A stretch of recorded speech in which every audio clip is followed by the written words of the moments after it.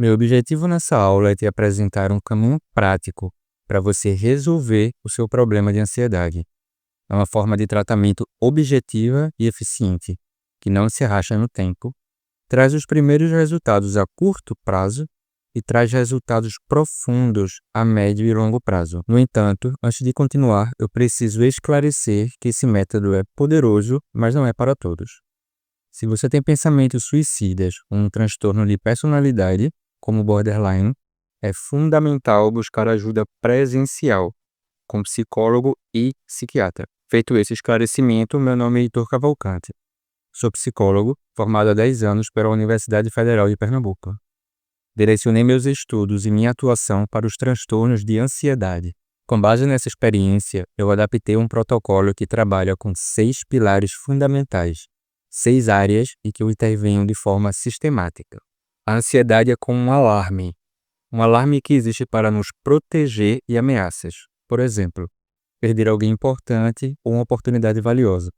O problema não é o alarme. O problema é quando ele dispara sem motivo, ou quando ele é tão forte que te impede de resolver o problema que fez o alarme tocar. Como resultado, quando esse alarme está fora de controle, surgem diversos sintomas físicos e emocionais. Preocupação excessiva, dificuldade para dormir, tensão no corpo, falta de ar, dores de cabeça, dificuldade de concentração e irritabilidade. E também o hábito de adiar tarefas importantes desnecessariamente, a procrastinação. Mas por que isso acontece? O cérebro do ansioso dá muita ênfase aos sinais de ameaça e ignora ou minimiza os sinais de segurança. É nesse padrão cerebral que precisamos intervir. Para resolver esse desequilíbrio, os 6 pilares do protocolo vão atuar no sentido contrário, aumentando a tolerância aos sinais de ameaça e melhorando a percepção dos sinais de segurança. Nós vamos então acalmar o corpo, visualizar a segurança, autoacolher, repensar os medos, treinar o foco e então enfrentar gradualmente. Eu vou te explicar cada ponto agora. Você pode me mandar alguma dúvida que você tenha no direct do Instagram. Além dessa aula, eu vou dar um material complementar gratuito com o passo a passo de algumas técnicas, incluindo vídeos e áudios para te guiar na execução completa. Aqui embaixo do vídeo você vê as opções de acesso. No primeiro pilar do tratamento, acalmar o corpo, nós vamos destravar os aspectos físicos. Uma das coisas mais irritantes para quem sofre com ansiedade é ouvir alguém dizer: você precisa relaxar, como se fosse fácil, mas para o ansioso não é fácil. Mas existem sim formas efetivas de distensionar os músculos aplicando uma técnica. Esse distensionamento muscular é fundamental. Não é suficiente, você precisa aplicar os outros pilares também, mas praticando o distensionamento regularmente, você já tem benefícios a curto prazo. Existe um círculo vicioso entre tensão muscular e ansiedade. Não é apenas a ansiedade que causa tensão no corpo. A tensão muscular também causa mais ansiedade. Isso acontece porque nosso alarme interno interpreta a tensão como um sinal de ameaça. E a ameaça dispara a ansiedade, que provoca mais tensão. Então precisamos interromper esse ciclo para começar a melhorar. Quando conseguimos quebrar esse padrão, todo o sistema começa a se reequilibrar. Para conseguir interromper esse ciclo, o primeiro passo é assumir o controle dos seus músculos. E você faz isso através de algo que pode parecer contraditório. Você precisa contrair intencionalmente o músculo. Antes, quem estava provocando a tensão era a ansiedade. Era um processo automático e descontrolado. Agora é você quem está no comando. Você contrai de forma consciente e controlada. Quando você relaxa o músculo após 10 segundos de contração, algo interessante acontece. O músculo está agora mais relaxado do que estava antes. Um erro comum que muitas pessoas cometem no dia a dia é tentar relaxar apenas alguns músculos, geralmente só aqueles que elas percebem estar tensos. Pode ser ombros, pescoço ou mandíbula. O problema é que isso não é suficiente. Para realmente reduzir a ansiedade, o cérebro precisa receber muito mais informação de relaxamento. Essa informação precisa vir de todo o corpo. Não basta focar em algumas áreas isoladas. Você precisa repetir o processo de distensionamento em todos os principais grupos musculares. Além de trabalhar com todos os grupos musculares, existe outro aspecto fundamental, é o tempo de concentração na sensação de relaxamento. Então, não basta contrair e relaxar rapidamente. Você precisa dedicar tempo para sentir conscientemente a sensação após cada relaxamento. Esse tempo deve ser entre 50 segundos e 1 minuto. Na respiração acontece um círculo vicioso similar ao que observamos nos músculos. A ansiedade afeta diretamente o padrão respiratório. Ela torna a respiração mais rápida e superficial. Então, controlar conscientemente a respiração nos ajuda a amenizar a ansiedade. Porém, é importante que você entenda, amenizar a ansiedade através do controle respiratório não é o mesmo que tratar a ansiedade. Você fala muito de exercícios de respiração na internet, como se fosse a grande coisa para a ansiedade, e não é isso. O tratamento efetivo precisa incluir intervenções em todos os aspectos da ansiedade, não apenas no respiratório. No material complementar tem um vídeo demonstrando os movimentos exatos para contrair e relaxar os músculos. Também tem um áudio-guia para escutar enquanto faz o relaxamento. Visualizar a segurança é o pilar que utiliza o poder da imaginação para regular a percepção de segurança. Como eu disse antes, o cérebro ansioso tem dificuldade de perceber sinais de segurança. Então precisamos criar mais estímulos para essa percepção. Esse uso da imaginação é estruturado, o que significa que existe um passo a passo específico a ser seguido. Mas como imaginar coisas pode ajudar alguém com ansiedade? A eficácia destas técnicas se baseia no fato de que certas áreas do cérebro processam imagens mentais de forma semelhante a como processam acontecimentos reais. É por isso que nos emocionamos com filmes, por exemplo, mesmo sabendo que o que estamos vendo não é real. Como resultado, quando imaginamos detalhadamente cenas ou figuras seguras, nosso corpo começa a produzir neurotransmissores associados ao relaxamento. A respiração naturalmente desacelera, a tensão muscular diminui e os batimentos cardíacos se normalizam. Para facilitar sua prática, disponibilizei no material complementar que está aqui embaixo um áudio com o passo a passo ensinando uma das técnicas de visualização de segurança. Esse pilar, autoacolher, está diretamente relacionado à nossa biologia primata. Nós humanos desenvolvemos linguagem simbólica e cultura, mas isso não muda um fato fundamental. Nosso sistema nervoso preserva estruturas herdadas de nossos ancestrais primatas. Essas estruturas influenciam profundamente nossas respostas emocionais e fisiológicas. A conexão social sempre foi o elemento básico para a sobrevivência dos primatas. Nossos ancestrais dependiam do grupo para proteção, dependiam do grupo para alimentação. Então, o isolamento representava grave ameaça à sobrevivência. Essa realidade evolutiva moldou nossos cérebros para monitorarem constantemente nosso status social. Status social, nesse contexto, significa nossa posição nos grupos aos quais nós pertencemos, quanto nos sentimos aceitos, valorizados e respeitados, ou ao contrário, o quanto nos sentimos rejeitados ou ignorados pelos demais. A rejeição é um sinal de ameaça, ela dispara a ansiedade. O diálogo interno negativo funciona como simulação da rejeição social. Quando mantemos o diálogo interno crítico e punitivo, o cérebro interpreta esse padrão de comunicação como um sinal de baixo status social. Interpreta também como potencial exclusão do grupo. É como se as outras pessoas do grupo estivessem falando aquilo para você. A experiência prolongada de solidão ou desconexão mantém o sistema nervoso em estado de alerta constante. Em contraste, a conexão social ativa o sistema parasimpático, responsável pelo estado de descansar e digerir.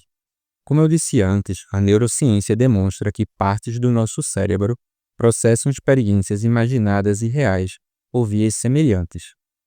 Então, da mesma maneira que a gente produziu imagens de segurança para corrigir a baixa percepção de segurança, a gente vai produzir experiência de conexão social para corrigir a falsa percepção de ameaça por isolamento social. Para você ter um primeiro contato prático com o autoacolhimento, eu deixei um PDF no material complementar explicando como aplicar a técnica da carta compassiva, que é uma técnica simples e bastante eficiente. Pessoas ansiosas têm uma tendência a pensar nas coisas como riscos. Elas veem ameaças ao bem-estar em várias situações. Muita gente diz, isso é um erro, que a ansiedade é excesso de pensar no futuro. E por que isso é um erro? Porque o futuro pode ser pensado de um jeito esperançoso.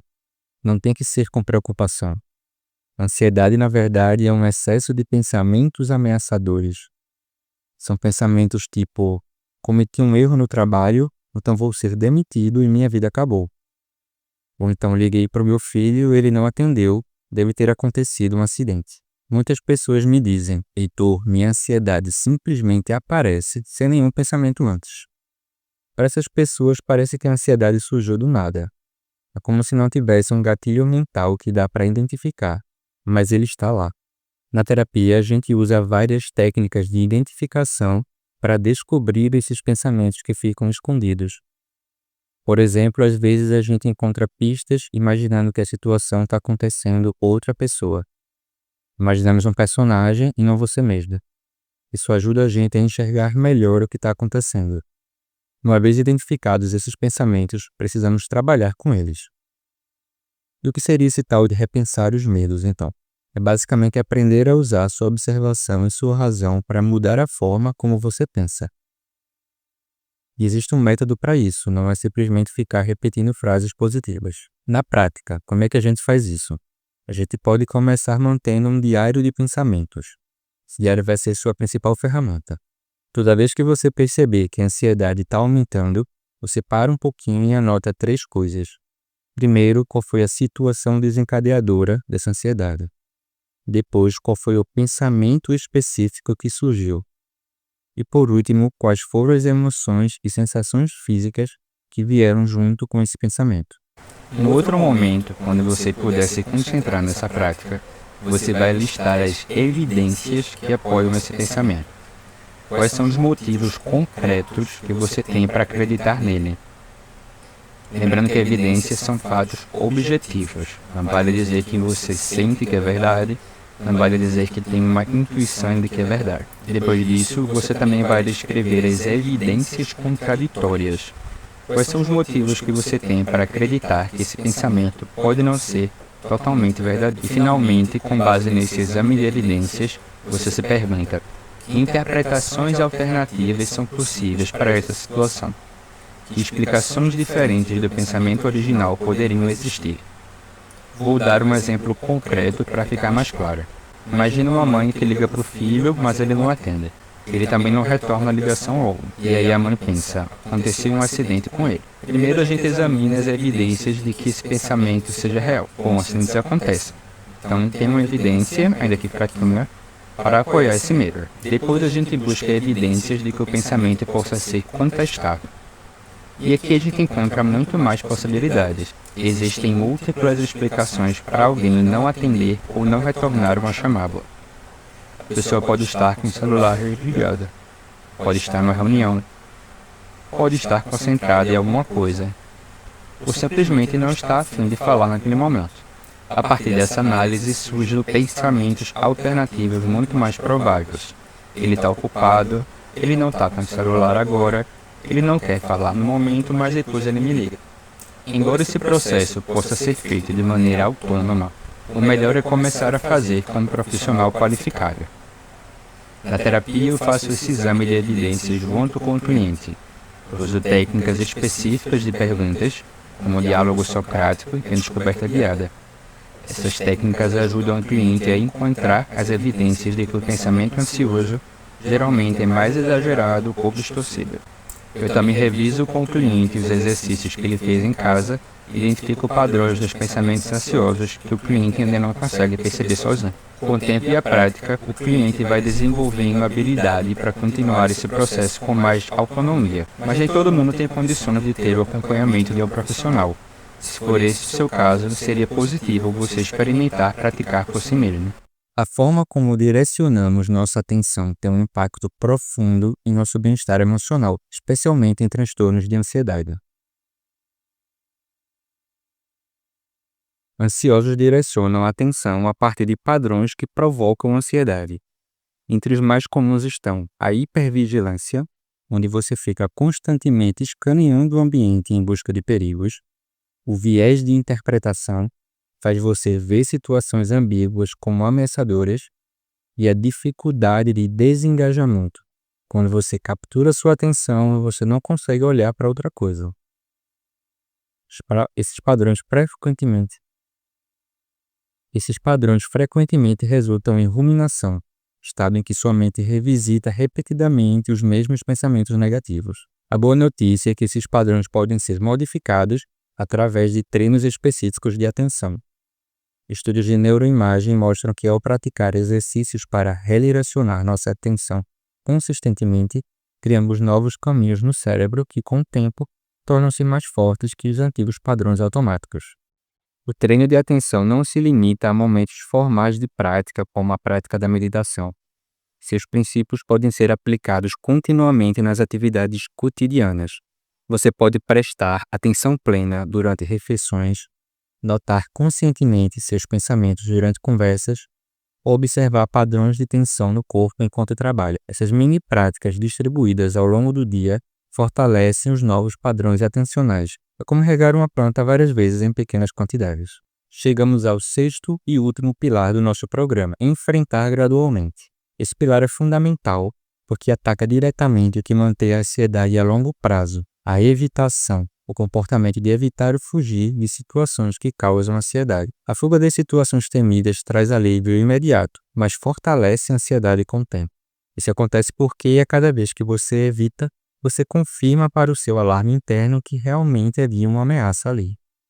A proposta não é um confronto abrupto com seus medos, mas sim uma aproximação calculada, respeitosa e meticulosamente planejada.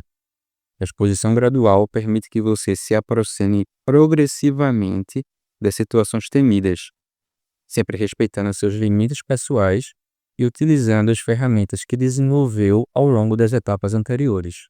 Além disso, você vai ter passado pelos 5 pilares anteriores e a intensidade da ansiedade já estará muito menor do que o que você tem hoje. Aqui você começa a recuperar espaços e experiências que a ansiedade tomou da sua vida, ou mesmo ter novas conquistas que a ansiedade não permitia. Como fazemos isso na prática? A primeira etapa é construir uma hierarquia de medos personalizada. É uma lista que é como uma escada, onde cada degrau representa uma situação que causa ansiedade, começando dos degraus mais baixos, que são os menos assustadores, até chegar aos mais altos, que são os mais desafiadores. Com essa escada de desafios bem definida, iniciamos a exposição gradual pelas situações dos primeiros degraus. Por exemplo, alguém com medo de avião poderia começar simplesmente olhando fotos de aviões, depois assistindo vídeos, visitando, a seguir no aeroporto, e apenas então realizar um voo curto. Cada pessoa avança no seu próprio ritmo, passando para o próximo degrau somente quando se sente confortável com o desafio atual. Um processo que respeita limites individuais e pode levar diferentes períodos de tempo para cada etapa. Mas nem sempre é possível ou prático fazer exposição na vida real, e é aqui entra a exposição imaginária. A gente utiliza a imaginação para criar cenários mentais detalhados envolvendo o estímulo temido. Não havendo resultado problemático após o estímulo, naturalmente a ansiedade se reduz. Agora que você entendeu como funciona o tratamento, se você quiser trabalhar e usufruir dos bons momentos sem o peso constante da ansiedade, clique no botão do WhatsApp para agendar o início da terapia. E não deixe de baixar o material complementar